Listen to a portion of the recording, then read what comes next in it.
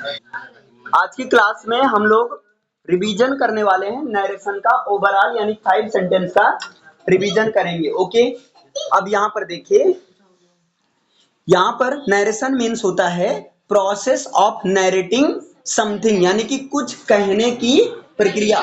यदि स्पीकर की बात को एज इट इज यानी कि ज्यों का त्यों कह दिया जाए तो उसे कहते हैं डायरेक्ट नरेशन। इतना क्लियर है? बोलो, डायरेक्ट नरेशन किसे कहते हैं? अगर स्पीकर की बात को एज इट इज कह दिया जाएगा तो उसे कहेंगे डायरेक्ट नरेशन। परंतु स्पीकर की बात को अपने शब्दों में एक्सप्रेस करना, है ना, स्पीकर की बात को अपने शब्दों में एक्सप्रेस करना इनडायरेक्ट नरेशन कहलाता है। नेक्स्ट देखिए, यहाँ पर नरेशन आर टू टाइप्स, एक होता है डायरेक्ट नरेशन, एक होता है इनडायरेक्ट नरेशन। डायरेक्ट नरेशन के दो पार्ट होते हैं, एक होता है आपका रिपोर्टिंग क्लॉज, दूसरा होता है रिपोर्टिंग स्पीच। ये तो गलत लिखा है, चलिए यहाँ पर रिपोर्टेड स्पीच होगा। रिपोर्टेड स्पीच वो होगा जो कि कॉमा इन्वर्टेड कॉमा के अंदर वाला भाग यानी कि inner portion of the comma inverted comma, और रिपोर्टिंग क्लॉज वो होता है जो कि कॉमा इन्वर्टेड कॉमा का बाहर वाला भाग होता है यानी कि outer portion of comma inverted comma. जैसे आप देख सकते हैं यहाँ रिपोर्टिंग क्लॉज नहीं होगा, अरे सॉरी, रिपोर्टिंग स्पीच नहीं होगा बल्कि रिपोर्टेड स्पीच होगा। इसके लिए I am extremely sorry, actually ये मेरा ही नोट्स है, मेरा भी दिमाग कभी कभी खराब जाता है। चलिए यहाँ पर देखिए, आप देख सकते हैं he said to me comma inverted comma I am going. तो यहाँ पर ही सेड टू मी ये आउटर पोर्शन है, that's why it is known as reporting clause. Clear है ना? और ये इनर पोर्शन है आई एम गोइंग, अंदर वाला भाग है, that's why this is what reported speech, है ना। ये बाहर वाला भाग रिपोर्टेड स्पीच होगा, अंदर अरे बाहर वाला रिपोर्टिंग क्लॉज और बाहर वाला अंदर वाला रिपोर्टेड स्पीच, बाहर वाला रिपोर्टिंग क्लॉज, डोंट कंफ्यूज। अच्छा, अब क्या होता है, कॉमा इन्वर्टेड कॉमा के अंदर 5 टाइप्स ऑफ सेंटेंस की बात होती है ना, यानी कि कॉमा इन्वर्टेड कॉमा के अंदर 5 टाइप के सेंटेंस प्रेजेंट रहेंगे। क्लियर?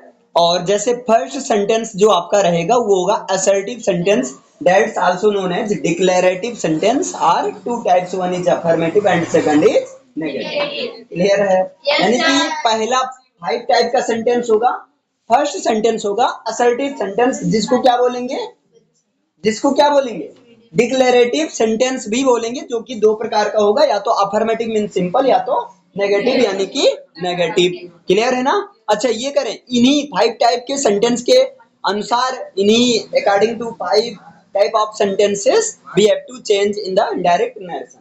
इन्हीं 5 प्रकार के सेंटेंस के आधार पर हमें बदलाव करना होगा जब हम इनडायरेक्ट नरेशन बनाएंगे तब। यहाँ तक क्लियर है सबको? चलिए, इसके बाद हम लोग नेक्स्ट पेज चलते हैं। सेकंड सेंटेंस प्रेजेंट होगा, that is interrogative sentence. Are two types, one is yes और no type and second is WH type sentence. Okay, यानी सेकंड सेंटेंस क्या होता है आपका, इंटेरोगेटिव सेंटेंस होता है, यानी कि प्रश्नवाचक वाक्य। दो होगा, दो तरह का, यस या नो टाइप का मतलब जो हेल्पिंग वर्ब से शुरू होगा, डब्ल्यूएच टाइप मींस जो क्वेश्चन वर्ड से शुरू होगा। It's clear everyone? Okay, next third sentence होगा आपका इंपरेटिव सेंटेंस होगा, जो कि ऑर्डर को एक्सप्रेस करेगा, कमांड को एक्सप्रेस करेगा, रिक्वेस्ट को एक्सप्रेस करेगा, वार्न को एक्सप्रेस करेगा, ये चीज। नेक्स्ट है आपका ऑप्टेटिव सेंटेंस, जो कि कर्स, ब्लेस, प्रे, है ना, विश, किसी की डिजायर को एक्सप्रेस करेगा। और फाइनली एक्सक्लामेटरी सेंटेंस, जो कि मान न मान मैं तेरा मेहमान, means that expressed by us our feelings and emotions at sudden level. Clear है? जो अचानक रूप से आए और हमारे अंदर के फीलिंग्स या इमोशंस को सेंटेंस के रूप में एक्सप्रेस कर दे। क्लियर है ना? तो इन्हीं 5 टाइप के सेंटेंस रहेंगे। अच्छा, इन्हीं 5 टाइप के सेंटेंस के बेस पर हमें इनडायरेक्ट नरेशन बनाना रहता है। Okay, reported speech means comma inverted comma के इनर पोर्शन यानी कि अंदर वाला भाग। क्लियर है ना?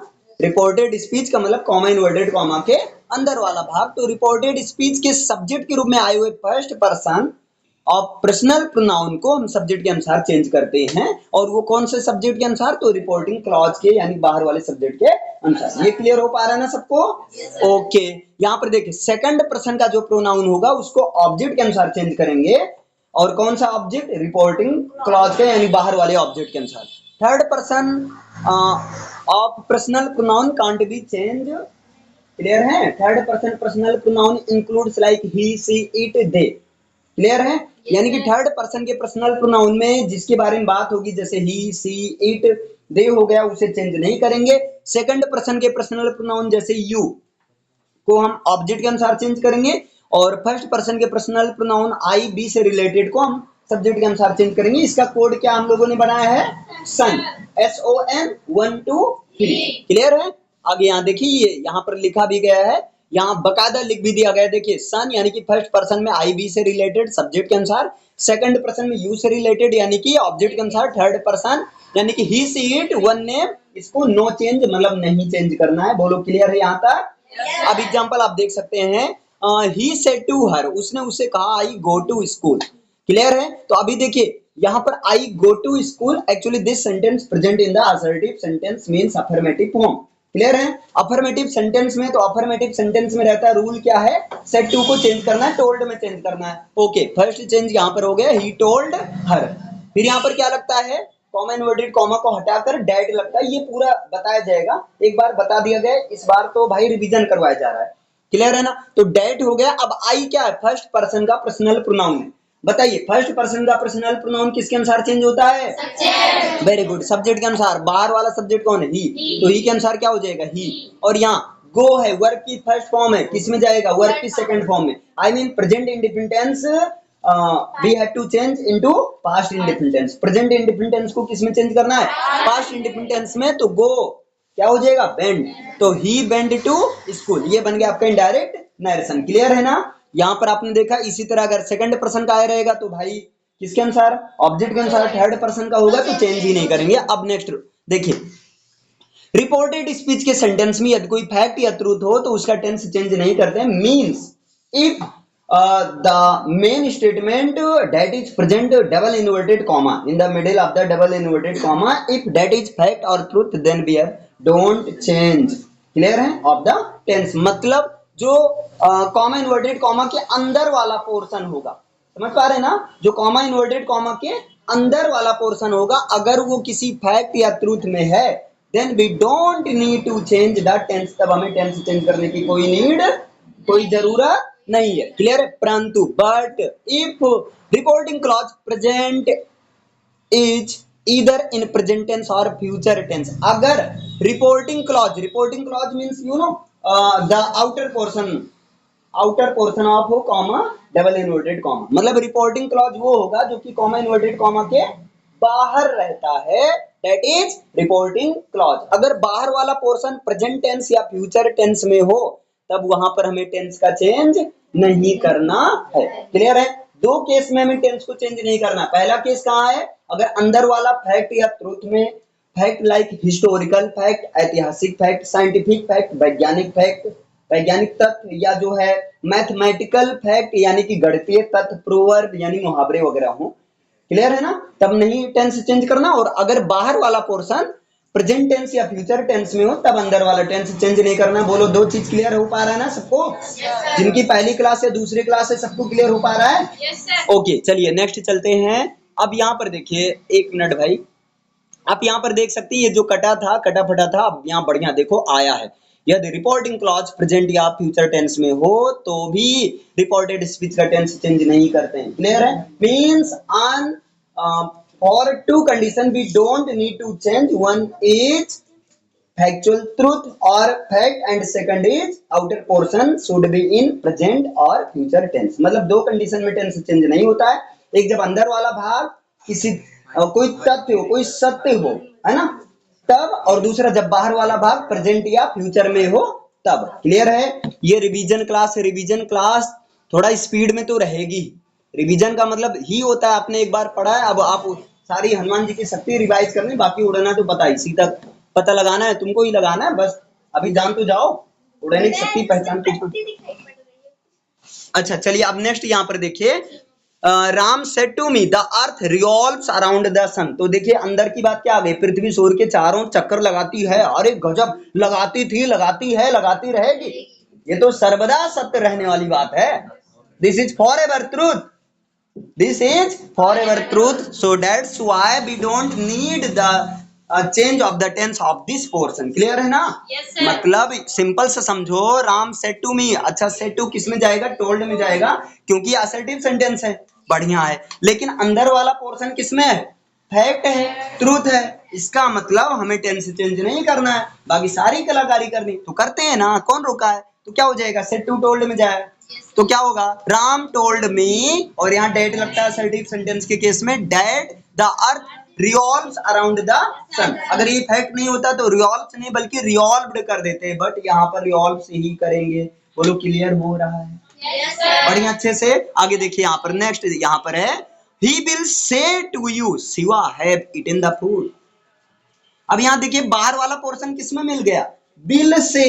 बिल से का मतलब क्या? फ्यूचर। बिल से का मतलब क्या? फ्यूचर। मतलब अंदर वाला टेंस चेंज नहीं करना, यहाँ से पहले पता लगा लिया करो। तो क्या हो जाएगा? ही विल से टू जाएगा टेल में, बिकॉज अंदर वाला सेंटेंस किसमें है? असर्टिव सेंटेंस में है, अफर्मेटिव है ना?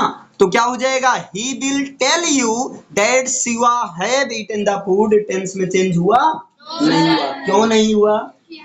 क्योंकि आउटर पोर्शन प्रेजेंट टेंस में नहीं बल्कि फ्यूचर टेंस है। तो प्रेजेंट टेंस या फ्यूचर टेंस में हो तब टेंस का चेंज नहीं होगा। क्लियर है? चलिए नेक्स्ट यहाँ पर देखिए, ऊपर दिए गए दो केस को छोड़कर बाकी सभी कंडीशंस में टेंस चेंज होगा। यानी कि अगर फैक्ट होगा अंदर वाला, ट्रूथ होगा, सत्य होगा, तब टेंस नहीं चेंज होगा। और बाहर वाला जब प्रेजेंट या फ्यूचर के किसी भी टेंस में होगा तब टेंस चेंज नहीं होगा। बाकी हर जगह तो भाई चेंज करना ही। क्लियर हो पा रहा है? ये ऊपर से जा रहा है। हेलो, ऊपर से जा रहा है। अभी एक बार आप इसको लिखना।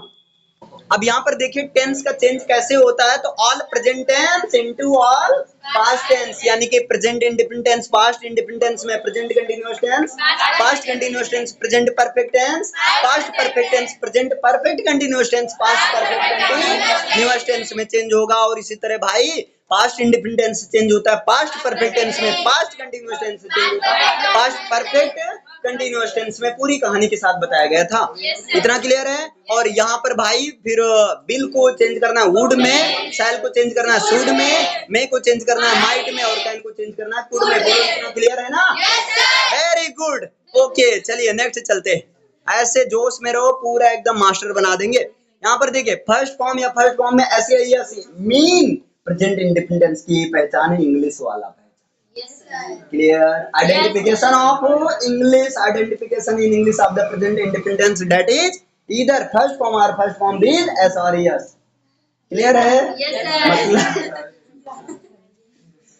प्रेजेंट इंडिपेंडेंस की पहचान होगी सेंटेंस में या तो फर्स्ट फॉर्म या फर्स्ट फॉर्म में एस या एस, उसको चेंज करना है। वर्ब की सेकंड फॉर्म में डू या डज के साथ फर्स्ट फॉर्म को चेंज करना है, डिड के साथ वर्ब की फर्स्ट फॉर्म में, और इज एम आर जाएगा, वाज या वर में जाएगा, हैज या हैव जाएगा, हेड में हैज बीन या हैव बीन जाएगा, हैड बीन। बोलो इतना क्लियर है? ओके, ये प्रेजेंट वाला। पास्ट वाला वर्ब की सेकंड फॉर्म या डिड के साथ वर्ब की फर्स्ट फॉर्म ये चेंज होता है हैड विद वर्ब की थर्ड फॉर्म में। क्लियर है ना? If in the sentence present second form of verb or did following first form, then you have to change this format into had following third form. अब यहाँ पर देखिए verb की second form या did के साथ वर्ब की first form को हैड के साथ वर्ब की थर्ड फॉर्म में चेंज करना है। लेकिन अगर सेंटेंस में वाज या वर मिल जाता है तो इसको चेंज कर देना है हैड बीन में। बिल जाएगा वुड में, शैल जाएगा शुड में, मे जाएगा माइट में, कैन जाएगा कुड में। Very good. इसके बाद में शुड भाई शुड में ही रहेगा, कुड कुड में ही रहेगा, वुड वुड में रहेगा, माइट माइट में ही रहेगा, मस्ट मस्ट में ही रहेगा। क्लियर है ना? चार आपको चेंज करना है, will would shall should may might can could. इसके बाद में देखिए near word change into far words, यानी कि कुछ नियर वर्ड हैं उनको चेंज फार वर्ड्स यानी कि दूर वर्ड में चेंज कर देना है। जैसे दिस किस में जाएगा? दैट में। दिस किस में जाएगा? दोज में। हियर किस में जाएगा? हियर में। नाउ जाएगा देन में। अरे बहुत एनर्जी आ रही है। चलो ठीक है। 10 जाएगा सो में, हेंस जाएगा थेंस में, टुडे जाएगा डेट डे में, टुनाइट जाएगा that night, this day that day, this night tomorrow change होगा the next day, the following day या द ऑन द मोरो। ध्यान से सुनो, है ना? टुमारो चेंज होगा the next day, the following day या on the morrow, on the morrow ना चेंज करके आप ओवर मारो चेंज कर सकते हैं। क्लियर है ना? अच्छा, यस्टरडे चेंज होता है द प्रीवियस डे या the day before, the day before, और क्या बस आगे। अब देखो यहाँ पर the day before yesterday change होता है 2 डेज बिफोर में, और the day after tomorrow change होगा इन 2 डेज टाइम में। जितना लास्ट है सारे लास्ट को द प्रीवियस में, तो the last last week the previous week, last month the previous month, last year the previous, last night the previous night, last day the previous day. Clear है ना? इसके बाद में फिर यहाँ या द वीक बिफोर में, चाहे द प्रीवियस वीक में या द वीक बिफोर, जैसे last month the month before, last year the year before, है ना? या द प्रीवियस में आप सीधा, अच्छा बढ़िया है। इसके बाद में नेक्स्ट को सब फॉलोइंग में चेंज करना, next week the following week, next month the following month, next year the following year, next night the following night, next day the following day, next year the following year. Come को change करना है गो में, आयर अगो को change करना है आयर before में। बोलो इतना क्लियर है? बोलो सियावर रामचंद्र की गजब। आगे देखिए यहाँ पर, यदि रिपोर्टेड, अब ध्यान से सुनना सब लोग, है ना? ध्यान से सुनो। यदि रिपोर्टेड स्पीच में असर्टिव सेंटेंस आया हो तो ध्यान से समझो, आप जो बताने जा रहे हो। सबसे पहले आपको देखना है डबल, है ना? दीवार के अंदर कौन है, यानी कि कॉमा इन्वर्टेड कॉमा के अंदर कौन आत्मा है, 5 आत्मा, 5 पांडव में से अर्जुन है, भीम है, कौन है? तो सबसे पहले आपको देखना है कि डबल इन्वर्टेड कॉमा के अंदर कौन है। तो यदि रिपोर्टेड स्पीच का मतलब कॉमा इन्वर्टेड कॉमा के अंदर वाला पोर्शन अगर आपका असर्टिव सेंटेंस हो, आई मीन अफर्मेटिव या नेगेटिव हो, then you have to change said to को टोल्ड में करना है। लेकिन ध्यान देना, सेड टू को जब आप टोल्ड में चेंज करोगे तो टेंस चेंज होगा, टेंस चेंज नहीं भी होगा, टेंस चेंज होगा और टेंस चेंज नहीं भी हो सकता है। वहां टेंस चेंज नहीं होगा जब फैक्ट या ट्रुथ की बात होगी। फिर से मैं रिपीट कर रहा हूं पहले वाली बात, है ना? जब सर्वदा सत्य रहने वाली फॉर एवर ट्रुथ की बात होगी, जिसको ना कोई बदल पाया, ना कोई बदल पाएगा, ना कोई बदल रहा है, बदल पा रहा है, वो क्या होगी, है ना? फॉर एवर ट्रुथ होगा, तो वहां पर टेंस चेंज नहीं होगा। और सेज टू जाएगा टेल्स में, से टू जाएगा टेल में, यहां पर तो भाई टेंस चेंज नहीं करना। एंड कॉमा इन्वर्टेड कॉमा के प्लेस पर हम डैट लगाएंगे। क्लियर है ना? दो चीज क्लियर। अगर सेंटेंस अंदर वाला पोर्शन असर्टिव सेंटेंस है, ये ध्यान देना, तब सेड टू टोल्ड में, सेज टू टेल्स में, से टू टेल में। अगर ट्रूथ है तब टेंस चेंज नहीं होगा, अगर भाई नॉर्मल है तब तो भाई टेंस चेंज करेंगे। लेकिन अगर पहले वाला पोर्शन प्रेजेंट या फ्यूचर में है तब अंदर वाला टेंस कतई भी नहीं चेंज करेंगे, नेवर चेंज। ओके, क्लियर है? अब इसके बाद में नेक्स्ट देखिए, कॉमा इन्वर्टेड कॉमा को रिमूव करके क्या लगाएंगे, डेट लगाएंगे। क्लियर है?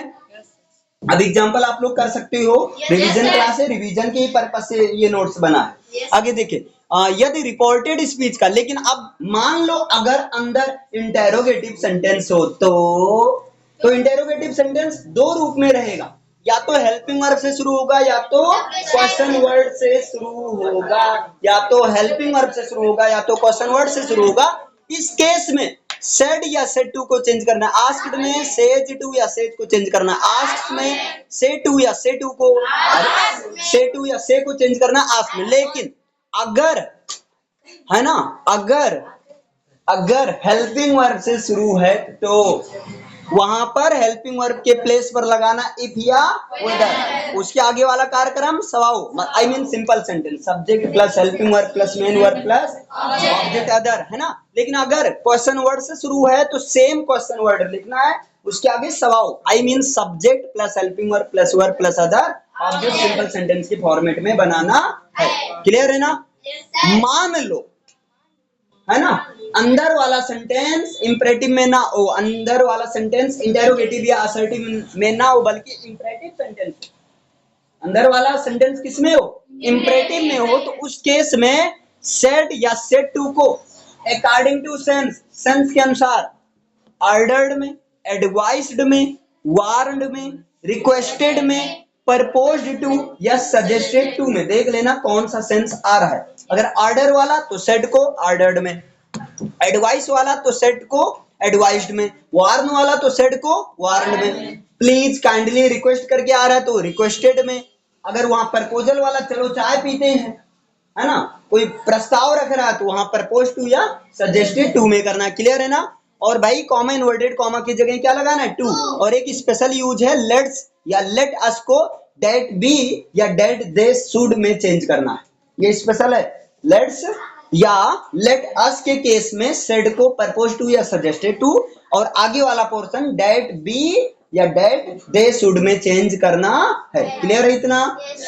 आगे चलते हैं, यहां पर देख लीजिए, मान लीजिए अगर रिपोर्टेड स्पीच का सेंटेंस ऑप्टेटिव सेंटेंस में, किसमें हो, ऑप्टेटिव में हो, तब वहां सेंस के अनुसार अगर ब्लेस का सेंस आ रहा है तो सेड या सेड टू को ब्लेस्ड में, कर्स का सेंस आ रहा है तो कर्स्ड में, इच्छा का सेंस आ रहा है तो विश्ड में, प्रार्थना का सेंस आ रहा है तो प्रेड में, और भाई कॉन्ग्रेचुलेशंस को कॉन्ग्रेचुलेटेड में, वेलकम को वेलकम्ड में, और गुड बाय के केस में कहां भाग गया, अबे भाग कर मत जा, गुड बाय को बेड में करना, और कॉमा इन्वर्टेड कॉमा की जगह डेट लगाकर सवाओ, और ऐसे ही सेंटेंस बनाओ, क्लियर है ना। सवाओ मतलब डेट के बाद में subject plus helping verb plus main verb plus other object. लेकिन मान लो,